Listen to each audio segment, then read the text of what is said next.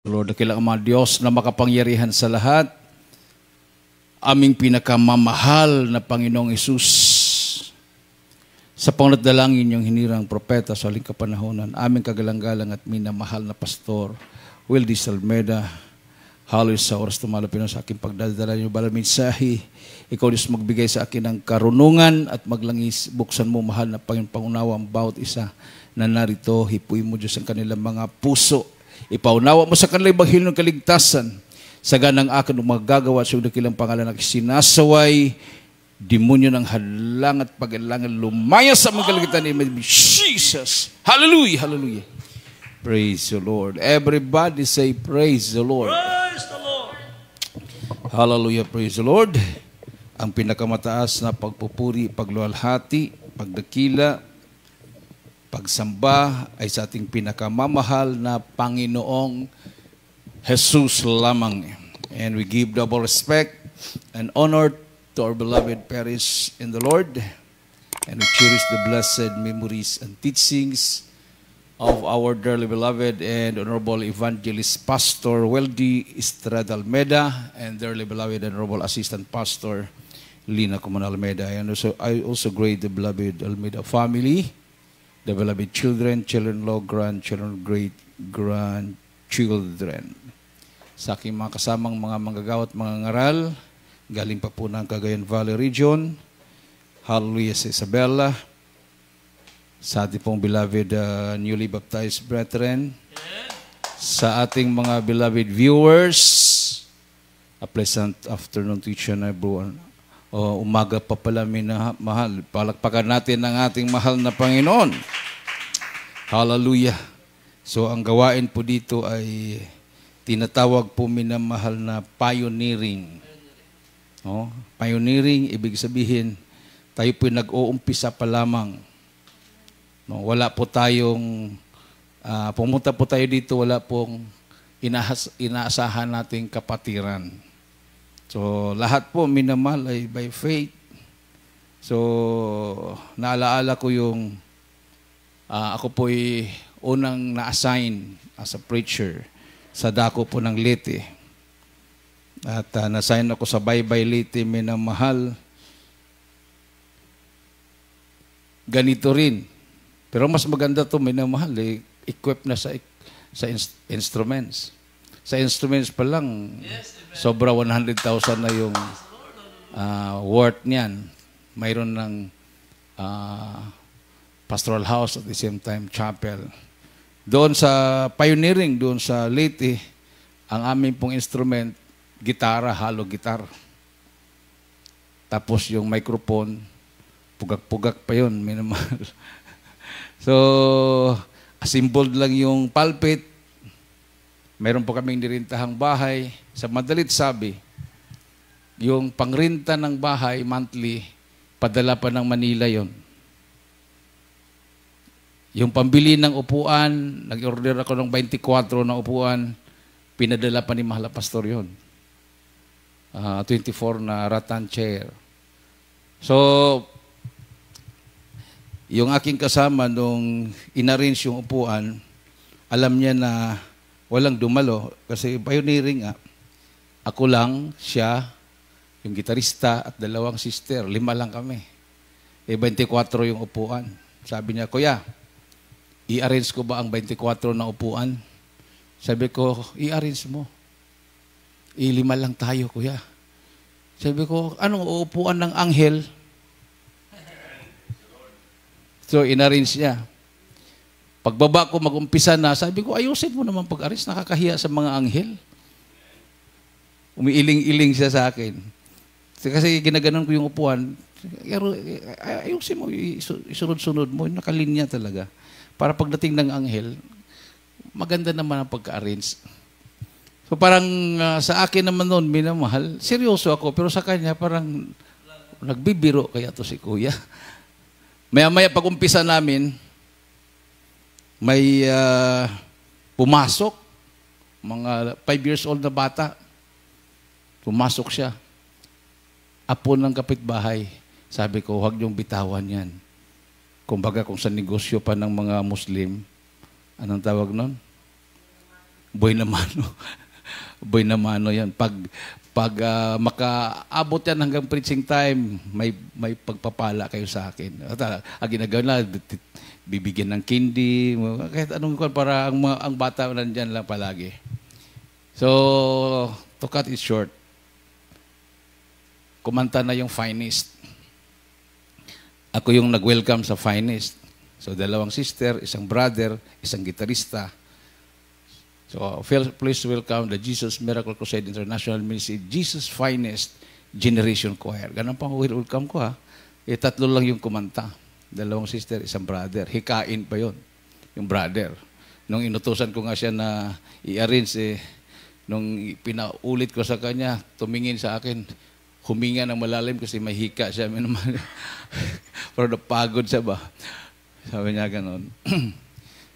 Nung kumanta na yung choir, wala naman akong alam kung ano yung kanta ng Finest Choir. Basta kung ano yung kinakanta sa congregation, yun din kanta ng Joyful. Ang solemn pala nga, parang maalala kong solemn nun, tanging alay yung solemn ng Finest Choir. Nung kumanta na yung choir, katulad niya, nakabukas po yun, naka-close yung pintuan. Yung pintuan na yun, pag naka-close, hindi mo basta-bastang mabukas yun dahil matigas ang doorknob, bago na pintuan. Nagulat ako, biglang lumagapak.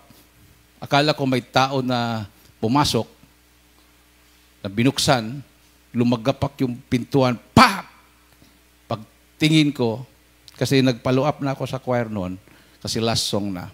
Pagtingin ko sa pintuan, may pumasok na hanginan umiikot, yung alam mo yung ipo-ipo. Sa lakas ng ikot niya, parang marinig mo, parang ganon. Parang nakikita mo yung, ang hangin pala pag umiikot, parang nakikita mo siya na puti. Umiikot siya ng mabilis na ikot. Parang may pumasok na, parang purmang tao siya na umiikot na hangin na puti. Unang nadaanan yung gitarista.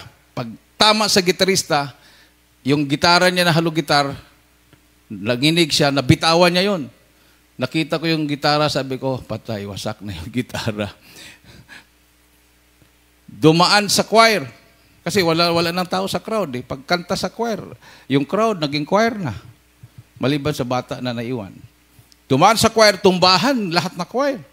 Iya ko na sa pulpito. Dadaan sa akin, dahil may pintuan dito, paakyat sa taas, may nagpasting sa taas. Habang araw na yun ng pasting, hindi siya kumakain. Araw at gabi. Pag daan sa choir, pagtumba, taas na ako ng kamay, sabi ko, hindi na ito basta-bastang ipo-ipo. Ang mahal na Panginoon na ito. Pag taas ko ng choir, ng kamay ko at sumigaw ko ng haleluya, dumaan yung hangin sa akin na umiikot, ang naramdaman ko, kuryente. Na-kuryente ako, tumba ako. Puspos, presensya ng Malapinon. Umakyat sa taas, narinig namin, kumalampag na rin sa taas, napuspos na rin yung nagpasting sa taas. Miyerkules po yun. Tapos pagkatapos noon, preaching time na. Kinabukasan, yung katabing bahay, nung nirentahan namin, pumasok, umiiyak, mga alas 6 ng umaga. Brad, iyak siya, sabi niya. Bakit po, sabi ko. Alam mo, Brad, naniwala na ako na kasama ninyo ang Diyos. Naririnig ko na kayo ay umiiyak kagabi. Maya-maya, biglang lumindol. Tinakbo ko yung aking refrigerator dahil matutumba na, hinawakan ko yung refrigerator. Lahat ng mga nakabitin talagang gumagalaw. Nahulog yung ibang mga plato niya. Yung refrigerator, yun talagang sinalba daw niya dahil talagang tumagilid na. Ang lakas ng lindol habang umiiyak kayo. Habang napupuspos kayo. Nagtanong-tanong ako kanina sa mga kapitbahay, wala daw silang naramdamang lindol.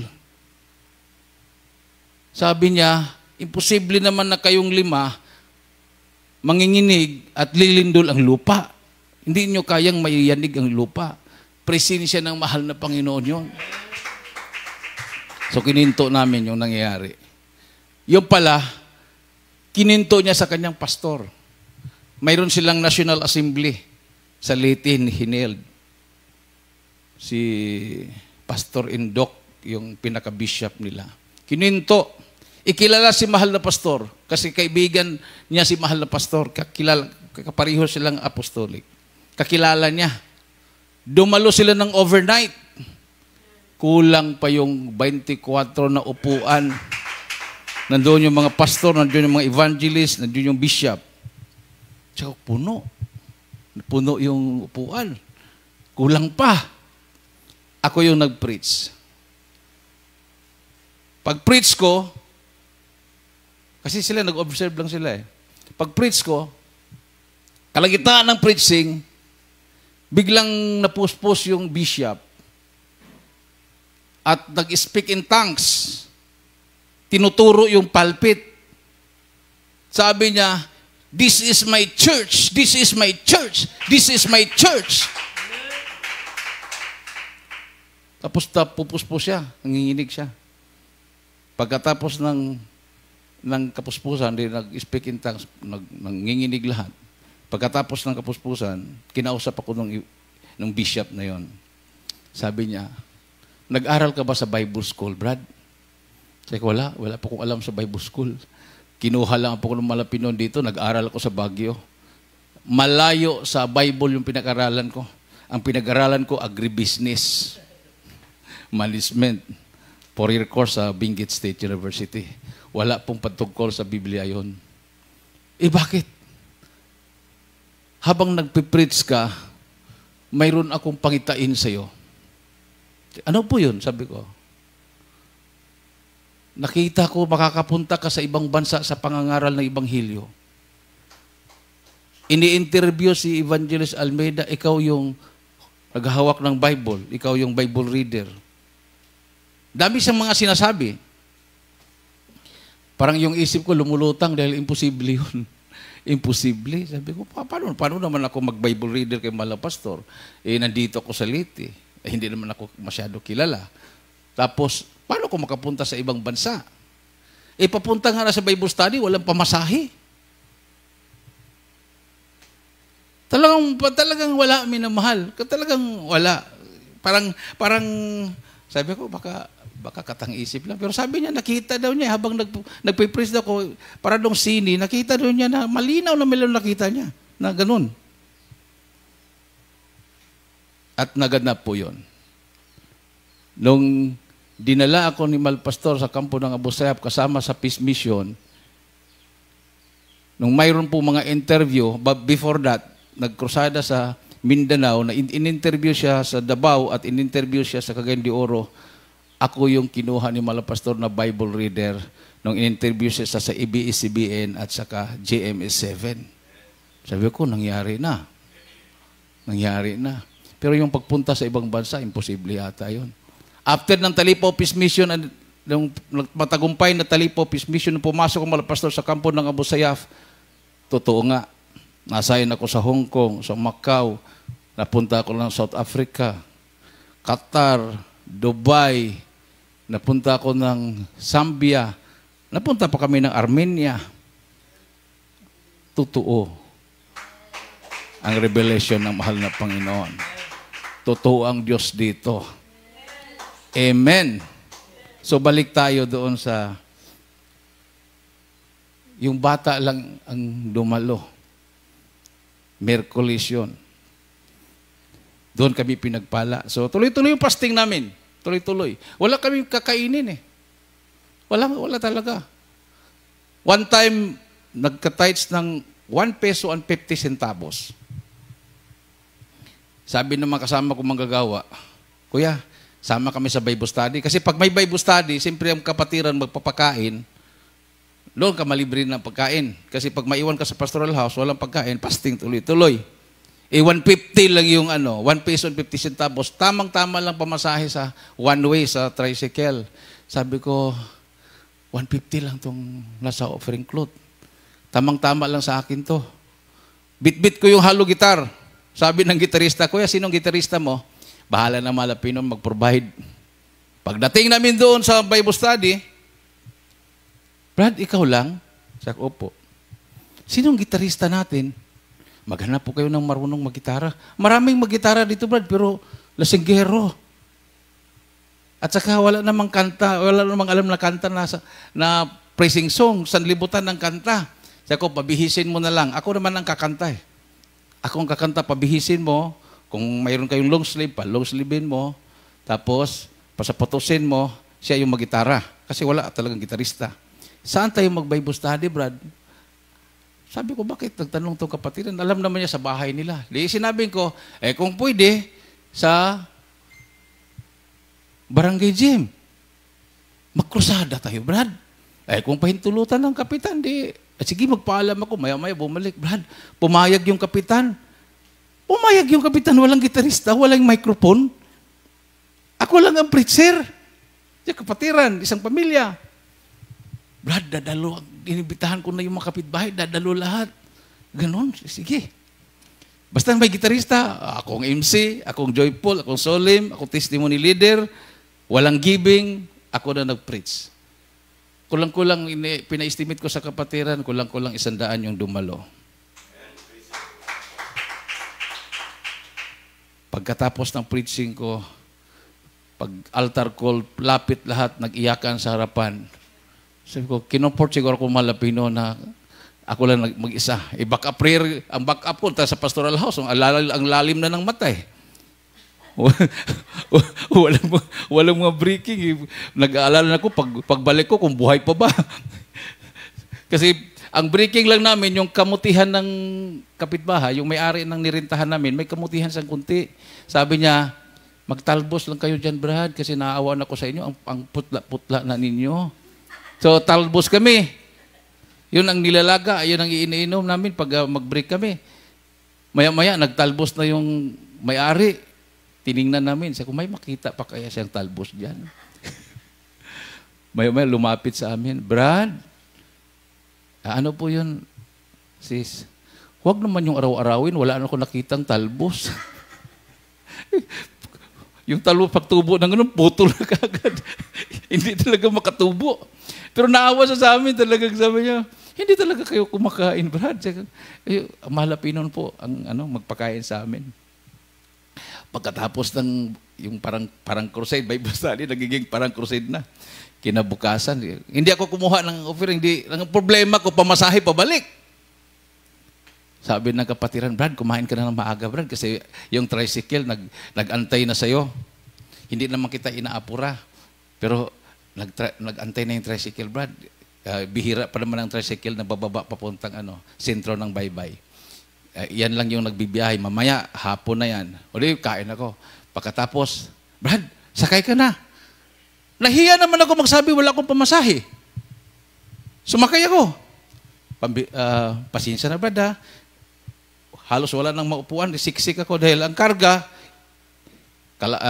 mga 3/4 na sakong bigas, isang malaking langka, 10 niyog, isang buwig na saging, tapos mayroon pang yung, alam mo, yung kasava, yung kamuting kahoy.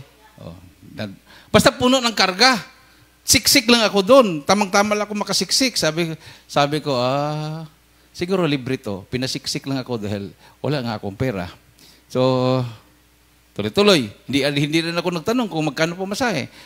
Alam ko, 150 lang pamasahe, pero wala talaga akong 150. 1 peso and 50 centavos. Wala. Pagdating doon sa highway, lalakarin na yung pastoral. Sabi ko, dito na lang po.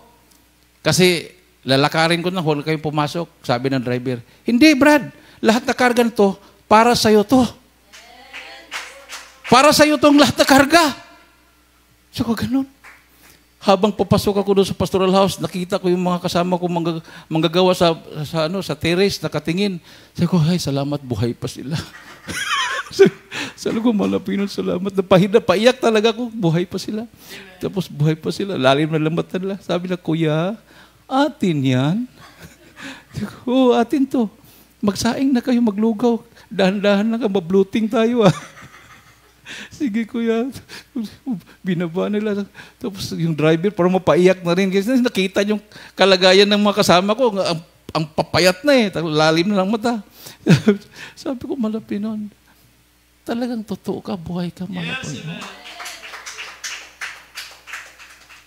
Sabi ko, mahal na pinuno mo ang lugar na to ng mga pastor, nandun pang bishop. Punuin mo rin to ng kapatiran, mahal na Panginoon.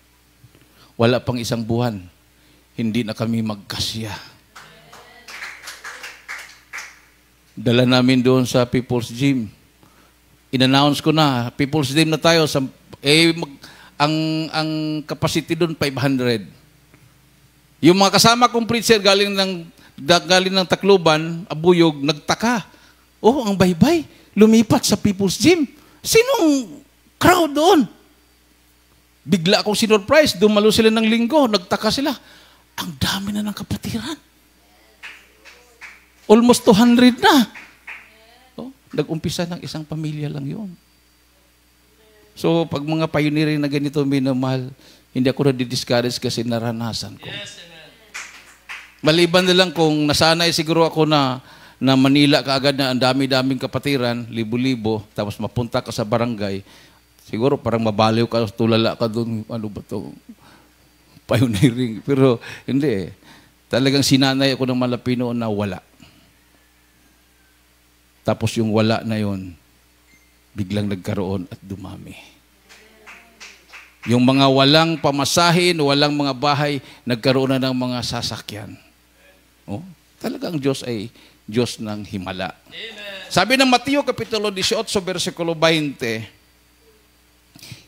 ating pong basahin. 18:20 ng Matthew. Dito po sa Matthew, Ebanghelyo kay San Matthew, Kabanatang 18, ang talata po ay 20. Ganito po ang nasusulat. Sapagkat kung saan nakakatipon ang 2 o 3 sa aking pangalan, ay naroroon ako sa gitna nila. Amen. Ayun. Ilan daw ilan yung magtitipon na sa kanyang pangalan at nandoon siya? Milyon ba? Milyon? 2 o 3. Oh. At sinabi pa dito, baba tayo ng 19. Ganon din kabanata, ang talata po ay 19. Ganito po ang nasusulat. Muling sinasabi ko sa inyo na kung pagkasunduan ng 2 sa inyo sa lupa ang nauukol sa anumang bagay na kanilang hihingin, ay gagawin sa kanila ng aking Ama na nasa langit. Ayun. Amen. 2, magkaisa sa panampalataya, nagkasundo, mayroon silang hihingin, gagawin ng Diyos. Amen? Amen. Anuhin mo naman yung milyon, kanya-kanya ang hindi nagkakasundo. Walang himala. Di ba? Oh, 1 milyon na tao, hindi naman nagkasundo sa panampalataya. Puro mga personal interest. Wala yung presensya ng mahal na Panginoon. Kumpara mo sa 2 na humingi sa Diyos, nagkasundo yung panampalataya nila, ibibigay ng Diyos sa kanila yon. Kasi ang mahal na Pinoon hindi po naghahanap ng quantity. Ang hinahanap ng mahal na Pinoon, quality. Yes, amen. Hindi po, hinahanap na po, sa akin ito, dami. Ito, sa akin to, ang dami-dami nila. Yung konti, hindi sa akin yan, konti lang sila, hindi ganon. Tinitingnan ng mahal na Pinoon ng puso ng bawat isa. Kung siya nga talaga ang sinasamba, malay mo, yung iba pumapasok lang dyan. Narinig ko dito, yayaman daw. Subukan ko nga kung yayaman ako dito. Hindi ba ganon? Narinig ko dito, magpapagaling doon ng sakit. Subukan ko kung gagaling ako dito. Iba naman yung, dito ako maglingkod sa Diyos. Dahil ang Diyos dito, buhay at totoo. So, hindi ka observer, worshiper ka. Hindi ka performer. Iba yung performer.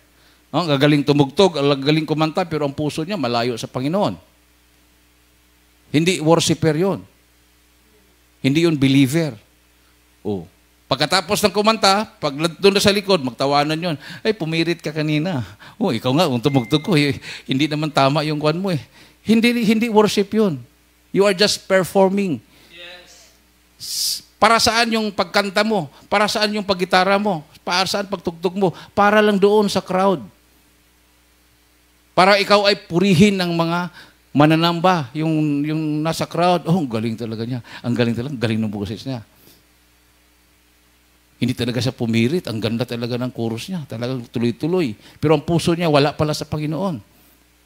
So, nag-perform lang siya. Parang artista lang, di ba? O, parang artista.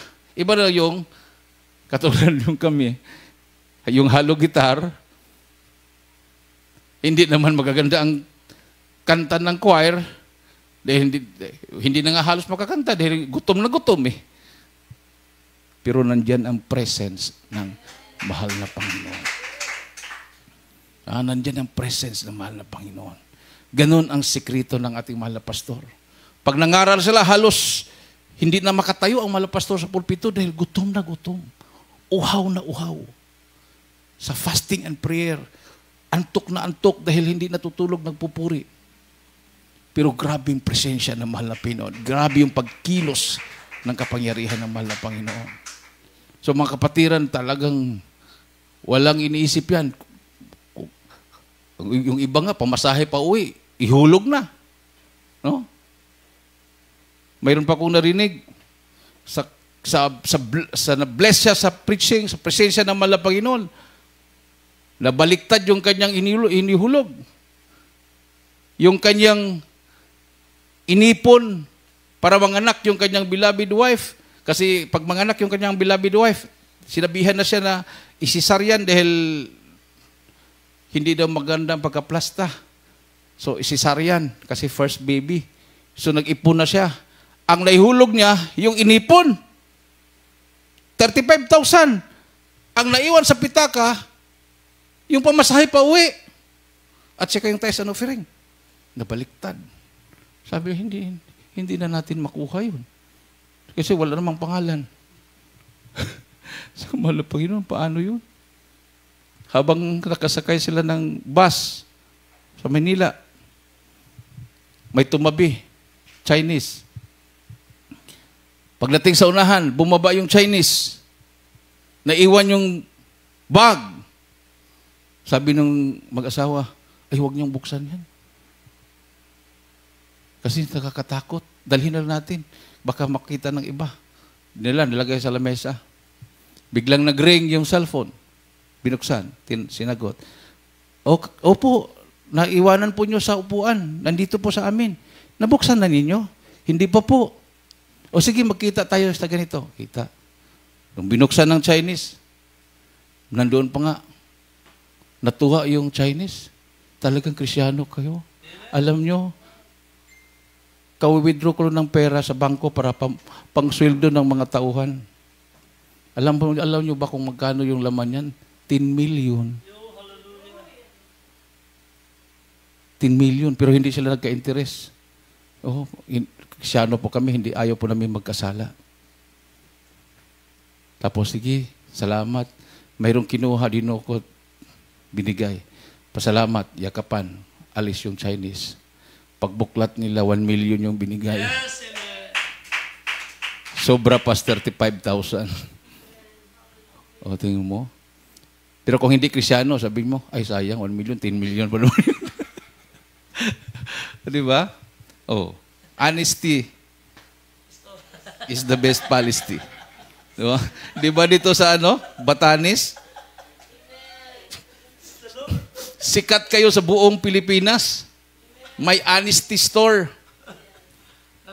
Kahapon yata. Kahapon ba yun o nakarang araw? Di nakarang araw. Oh, kahapon. Kasi maaga kami, hinatid kami ng patrol ng pulis doon, maaga. Sasakay kami alas 12, nakarating kami alas 8. After Bible study sa pulis, hinatid kami doon. Hinanap namin yung honesty store. Kasi narinig namin ng honesty store. Pagdating naman, honesty coffee shop. Wala kang tao.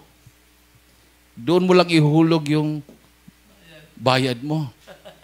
Nandoon yung mga t-shirt, pwede kang magkape, pwede kang mag-noodles, pwede kang kumain, pwede kang mag-soft drinks. Mamamahaling halaga yun nandoon. Tapos kukuha ka doon, kukintahin mo yung lahat na kuha mo, babayaran mo. Huwag mong kulangan, pwede pa sobrahan. Kasi wala nang magbarya sa'yo. Pero wag mong kulangan. Kasi pag makulangan mo ng piso, hindi ka na honest. Magkukusada ka pa, tapos hindi ka honest, wag na lang. Di ba?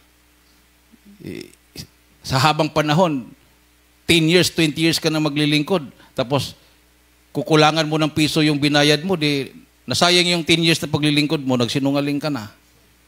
Di ba? Para kang nagpukpok ng martilyo sa ulo mo.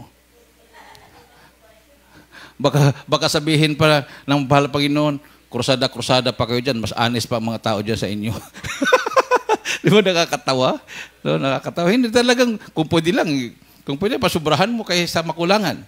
Yeah. Yan ang ginagawa natin dito. Pag sasakay kami ng tricycle, kasi parang grab yung tricycle. O magkano po? 70. O, bigyan namin ng 100. O, huwag na po na suklian. Thank you, sir. O, kaysa, bigyan mo ng 50. O, kulang. Yung sa ibang lugar, sa mainland, bawat pasahero, sisingilin yun, sabihin pa capacity. Tapos yung pala, iikot-ikot ka lang, nandyan lang sa malapit. Sisingilin ka na ng 150. Dito ang layo-layo, 20 lang. Matuwa pa sila kung pasubrahan mo. 10 pesos, 80. Mga honest nga, mga tao. Pag makasalubong mo, yumuyuko. Good morning, sir. Good afternoon, sir. Ganyan. Good evening, sir. Pati pulis, yung may tumatango. Sabi ko, iba talaga lugar na to. Yes. Amen? So kung yung mga hindi pa nabago ng lubusan, pwede dito muna patirahin. Para ma-practice. No? Ma-practice yung buhay Kristyano. Totoong Kristyano. Kailan ka ba makakita ng pulis na ihatid ka pagkatapos ng Bible study? Ang layo ng Ivana. One way doon, 350. 3 lang na pasahero yun sa tricycle. 350, one way, 400 pa. 380. Oh. Ilan tayo? 12. Siksik liglig yung patrol. Huh? Tapos pagkatapos, huminto yung patrol sa honesty store. Kung alam lang namin honesty store, pagkapihin sana namin yung pulis. Pero hindi namin alam na kung pala yun, honesty store pala yun. So, bumalik sila, ni piso, wala silang nakuha sa amin. Grabe sakripisyo. Pagdating naman namin doon sa sabtang, lumapit naman yung pulis. Saan kayo pupunta, sir? Ihatid namin kayo sa patrol. Ganun ang mga pulis dito. Modelo. Everybody say, praise the Lord. Oh. Hindi sila nag-i-standby sa opisina. Pag-report. Pagkatapos ng roll call, kalat na sila sa mga taong lugar, sa palengke, sa mga lugar na yun. Nandun siya, tagdadalawa. Walang dalang baril. Pagtingin mo, hindi sila mukhang matapang at mga hambog dahil walang baril. Walang baril. Makilala mo lang pulis sa karoperme. Pero pag makasalubong mo, yumuyok ko, good morning, sir. Good morning, sir. Good afternoon, sir. Kung minsan, pagkasalubong, magulat pa ako dahil mayroon nang nagsalita sa kasalubong ko, evening, sir. Oh, good evening, sir. Diba, ganun. Amen. Maliban na lang kung bingi ka, pag sabi, good morning, sir. Maglakad-lakad lang. Ay, maglakad-lakad, sir. Ay, good morning pala. So, ibaliktad yung sagot mo. Kumbaga, tsamba-tsamba ba? Pag, ano kaya isasagot, ano kaya itatadong dito? Pagbuka ng bibig, akala mo, maglakad-lakad, sir. Lakad-lakad lang yung pala, nag-good morning. So, makikita mo talagang itong lugar na to, special ng mahal na Panginoon. Amen. Yes, glory. Everybody say, praise the Lord. Nung pumasok ako sa kampo ng NPA, sabi ng mga tao doon sa sinundungan, kasi sabi ko, dublihin ang mga bata. Nung dublihin, sabi ng mga bata, lahat ba dublihin, sir? Kayo lang mga bata, hindi pwede, sir. Lahat mga matatanda, dapat pantay-pantay. Hindi na namin dinubli. Yung biscuit sa Diyos. Ayaw nilang tanggapin dahil gusto nila pantay-pantay. Yung pala, doktrinado na sila ng NPA. Nung kininto ko sa mga pulis, yan ang dahilan, Dani. Sabi nung kausap ko na Colonel. 2 months lang namin yung sinundungan na yan dahil bata pa lang, doktrinado na sila. Sabi ko, tika muna, sir. Ano bang masama ng isang bata na tinuruan na ayaw man lamang? Masama ba yun? Di ba, sir, disiplinado sila? Kasi pag sa ibang lugar, lalo na sa syudad, kahit puno na ang bulsa, wala pa, sir. So, kamot siya ng ulo. Sabi ko, sir, ang kulang na lang dyan, kasi disiplinado lang mga tao, ang kulang na lang dyan, salita ng Diyos. O sige, gawin mo mga praise the Lord, lahat dyan. Di na matuloy ang no man's land, di na tutuloy ang gera. O di nabutismuhan ang mga tao sa Sinundugan Valley. Instead na lalaban sila sa gobyerno, sila po ay katuwang na ng gobyerno. Palakpakan natin ng malakas na palakpak at mahal na Panginoon. So sa Hebrews, Kapitulo 4, versikulo 12, huling talata, kung gaano kaimportante ang salita ng Diyos. Ating pong basahin. Dito po sa Hebreo, kabanatang 4, ang talata po ay 12. Ganito po ang nasusulat.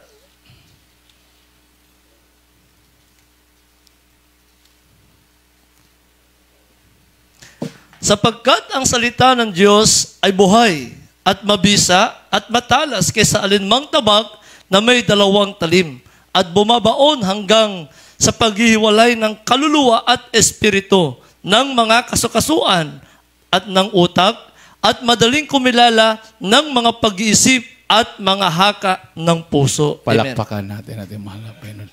Yan po ang kailangan ng mga tao ngayon. Salita ng Diyos. Nung naidala ng mahal na pastor, nung pumasok ang mahal na pastor sa kampo ng Abu Sayyaf, for the first time, narinig ng mga Abu Sayyaf ang salita ng Diyos. Kasi dati pag may Bible, makita sila nagdala ng Bible, pugutan nila ng ulo. Papatayin nila. Pero nung narinig nila ang salita ng Diyos na ang nagdala, propeta ng Diyos, totoong pastor ng Panginoon, nabuksan ang kanilang pangunawa. Oh, anong resulta ng hulo ngayon? Sulo. Isa na sa destinasyon ng mga turista. Dati, pugad ng mga terorista. Ngayon, pinupuntahan ng turista, hindi na terorista. Mapayapa na ang sulo. Awitan natin ang mahal na Panginoon, minamahal. Totoong Diyos na ating pinaglilingkuran. Buhay ang mahal na Panginoon. Walang kalugihan. Kahit gagasto pa tayo ng milyon, magligtas ng isang kaluluwa, walang kalugihan.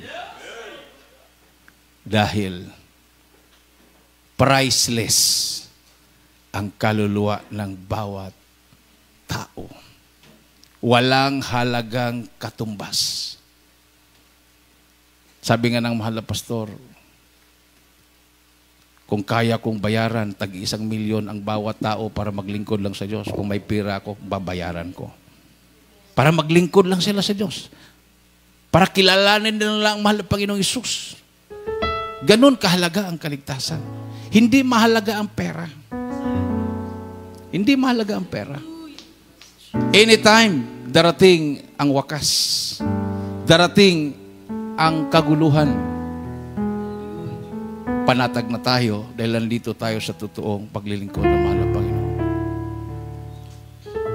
Awitan po natin ang ating mahal na Panginoon. Hallelujah! Mula nang ikaw ay aking tanggapin, naging bahagi ka na nitong aking damdamin. Hallelujah! Mula nang tayo ay magkasama, ang puso ko ay laging masaya. Tunay na pag-ibig mo, tapat at totoo, hindi nagbabago at hindi naglalaho. Mananatili ito hanggang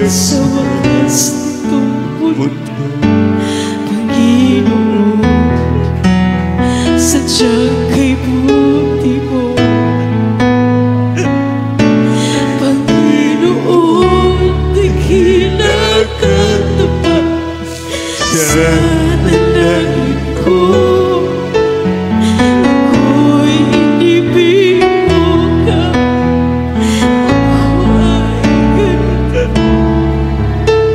Walang katapusan ang pagmamahal mo. Walang pinipili ang puso. Minsan ang puso ko lumalayo sa'yo.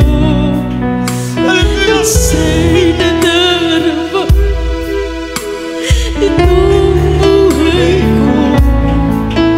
Kahit kailanman di mo ako iniwan.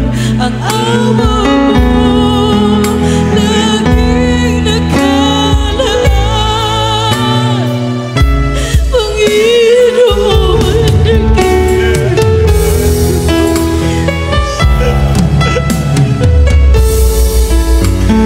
ako'y inibig mo.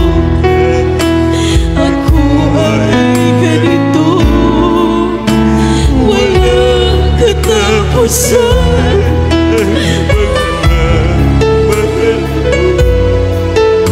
Walang pinipili ang puso.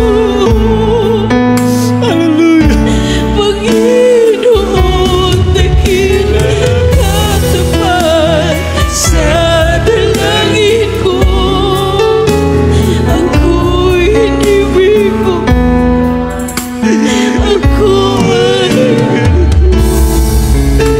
walang katapusan ang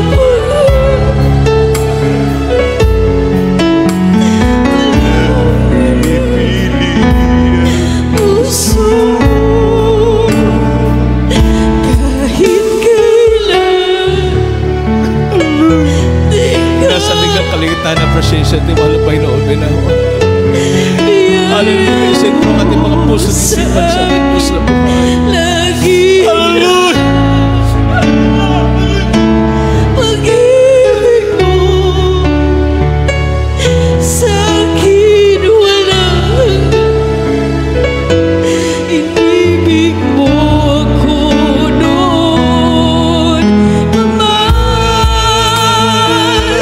Kahit kailan di ka nagkulang. Biyaya mo sa akin laging lahat. Pag-ibig mo sa akin walang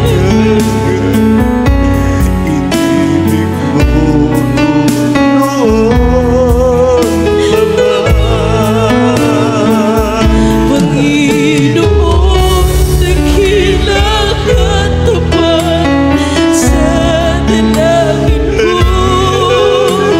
Ako'y inibig kahit ako wala ang pagmamahal. Walang pinipili ang puso. Panginoon, dakila sa dalangin ko. Ako'y inibig mo kahit ako ay ganito. Walang katapusan ang pagmamahal mo. Walang pinipili ang puso. Panginoon, dakila ka tapat sa dalangin ko.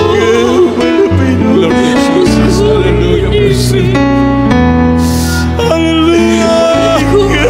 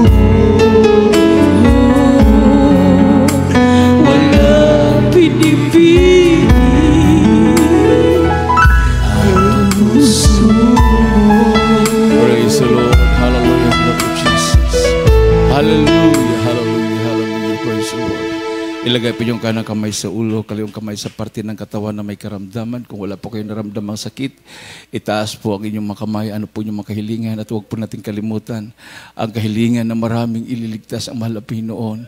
Hallelujah sa dakong ito, minamahal. Praise the Lord. Hallelujah. Dakilang mga Diyos na makapangyarihan sa lahat. Pinakamamahal naming Panginoong Isus, minsan pa mahal na Pinoon, umingi po kami ng kapatawaran sa mga kami nagkulang, nagkakamali, ano mami naisip na gawa, nabanggit namin mga labi na hindi kaya-aya sa iyong banarapan, patawarin mong bawat isa.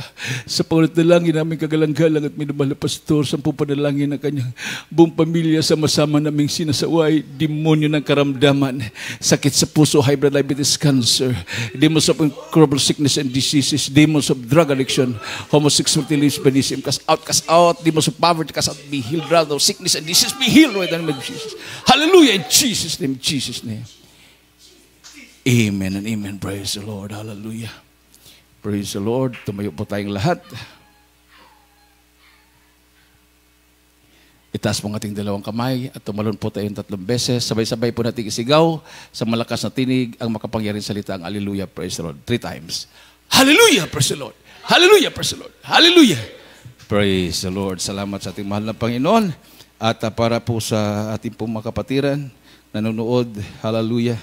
Lalo na po dyan sa Isabela Outreach, minamahal, ang ating pong pagbibigay ng ating pledges ay nakatuon po sa ating pong pagpalaganap ng Ebanghelyo dito sa dako po ng Batanes. So, dyan sa Kawayan, sa lahat ng mga nasasakupan ng Kawayan Outreach, ang inyo pong pagbibigay dyan ng pledges or special offering ay para po sa pagliligtas ng mga kaluluwa dito sa dako po ng Batanes Province. So, kasama na diyan yung ating monthly na bayaran dito at mga gastusan sa mga manggagawa na ma-assign dito para sa pagpunta ng mga Bible study sa dako ng Sabtang, Itbayat Island at iba pang mga lugar. Amen. At prayer day po natin magkaroon ng sariling sasakyan dito para madaling makakilos, no? Kahit tricycle lang, ano, Brother Eldil? Praise the Lord. Talagang pinagpala ang ating mahal na kapatid. Siya po yung unang ma-assign dito na preacher. So, palitan every 3 months. Yung 3 months, pwede maging 3 years. Praise the Lord. Hanggang 2027 na yan. Sabi na, magkira na daw sa 2027 eh. Huwag kang mag-alala. Lahat ng mga nanonood, susuporta sa gawain ng Batanes Outreach. Palakpakan natin ang mahal na Pinoon, minamahal. At ibigay ko na pong pagkataon sa ating pong beloved Brother Edil para po sa announcement at closing prayer.